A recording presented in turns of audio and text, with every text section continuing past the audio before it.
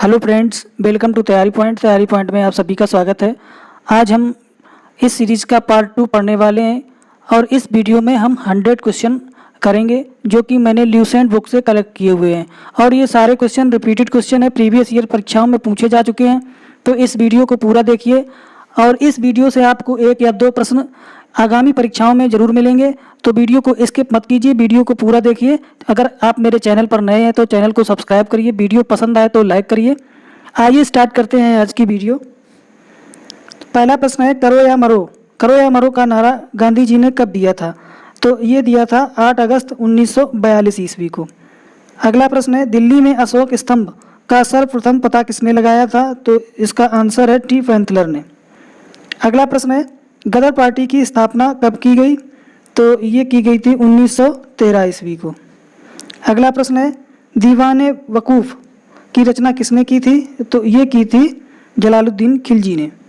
अगला प्रश्न है, बंगाल में अंग्रेजी शिक्षा की नींव किसने डाली थी? तो ये डाली थी वॉरेन हेस्टिंग ने। अगला प्रश्न है, प्रथम टेलीग्राफ लाइन कहाँ से कहाँ तक डाली गई थी? तो ये डाली गई थी कोलकाता से आगरा तक। अगला प्रश्न है, यदि वर्ष में हम एक बार मेंढक की तरह टटराएं तो हमें कुछ नहीं मिलेगा, किसने कहा था? तो ये कहा था बाल गंगाधर तिलक जी ने। अगला प्रश्न है, अहमदाबाद में साबरमती आश्रम की स्थापना किसने की थी?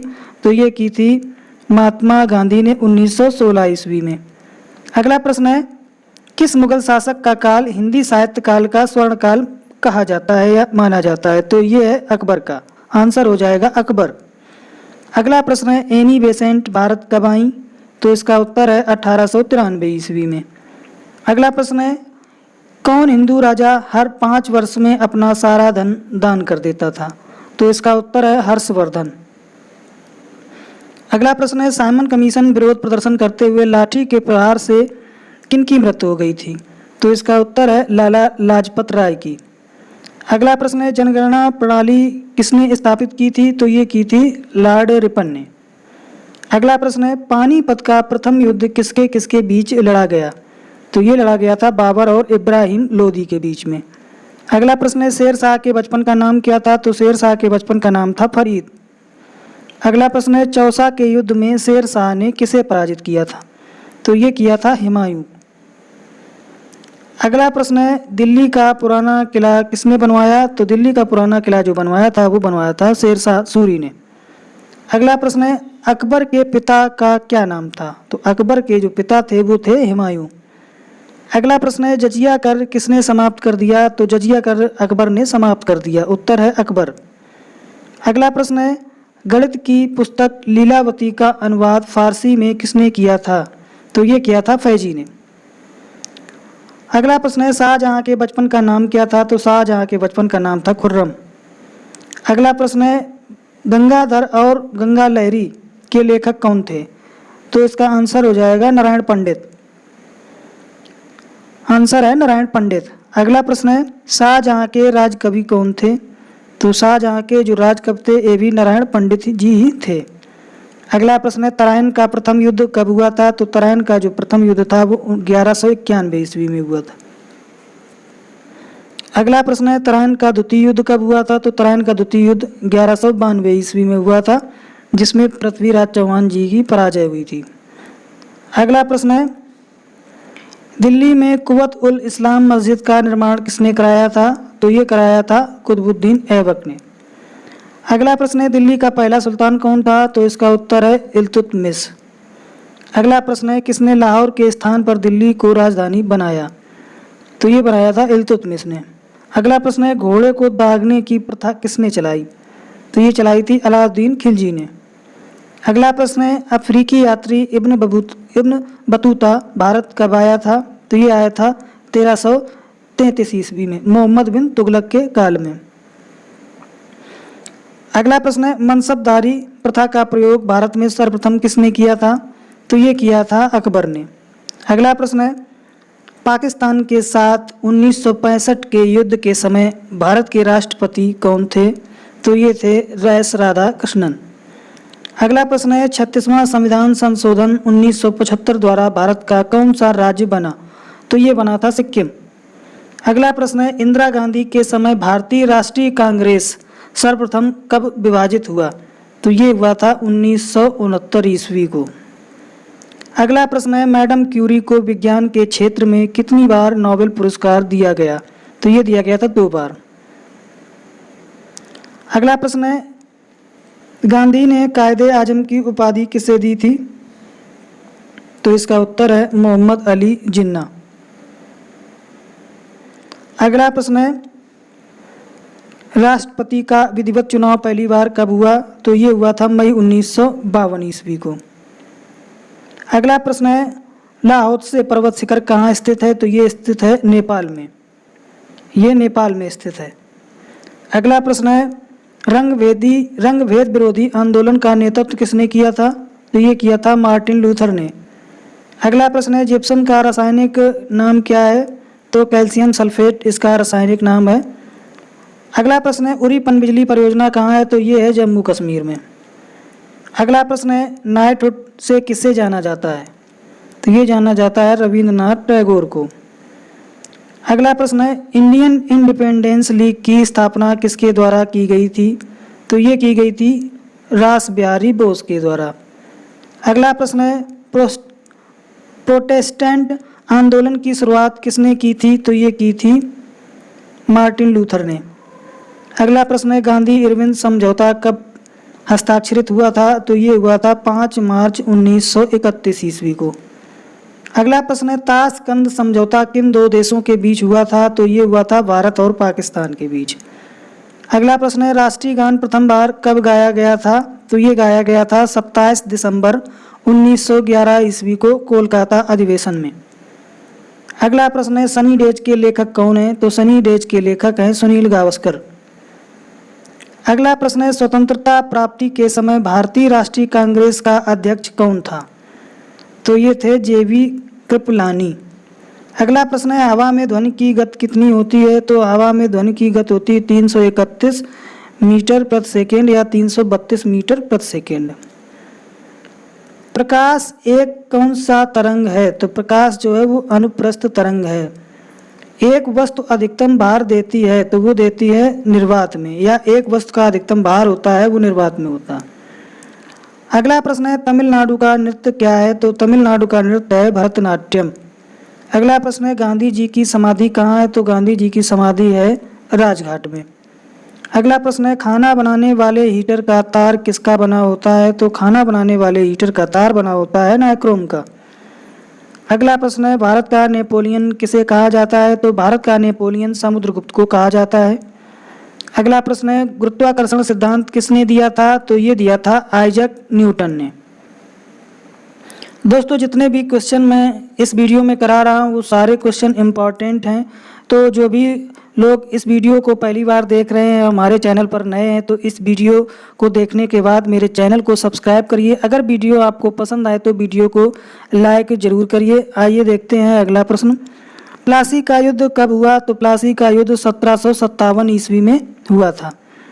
पॉजिट्रॉन का आविष्कारक कौन था? तो पॉजिट्रॉन का आविष्कारक था एंडरसन। अगला प्रश्न है, भारतीय सुधार समिति की स्थापना किसने की? तो ये की थी दादा भाई नौरोजी ने। अगला प्रश्न है, सापेक्ष आर्द्रता किसके द्वारा मापी जाती है? तो ये मापी जाती है हाइग्रोमीटर के द्वारा। अगला प्रश्न है, गांधी जी ने सत्याग्रह का सर्वप्रथम प्रयोग कहाँ किया था? तो ये किया था दक्षिण अफ्रीका में। अगला प्रश्न है, यांत्रिक शक्ति की SI इकाई क्या है? तो ये है वाट। इसका उत्तर है वाट। प्रश्न नंबर 64, देश के पहले गैर कांग्रेसी प्रधानमंत्री कौन बने थे? तो ये बने थे मोरारजी देसाई। अगला प्रश्न है, हवा में प्रकाश की गति कितनी होती है? तो हवा में प्रकाश की गति होती है 3 × 10⁸ मीटर प्रति सेकेंड।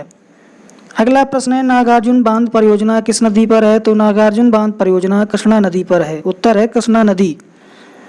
अगला प्रश्न है, प्रश्न नंबर 67, कार्य की SI इकाई क्या होती है? तो कार्य की SI पद्धति में इकाई होती है जूल।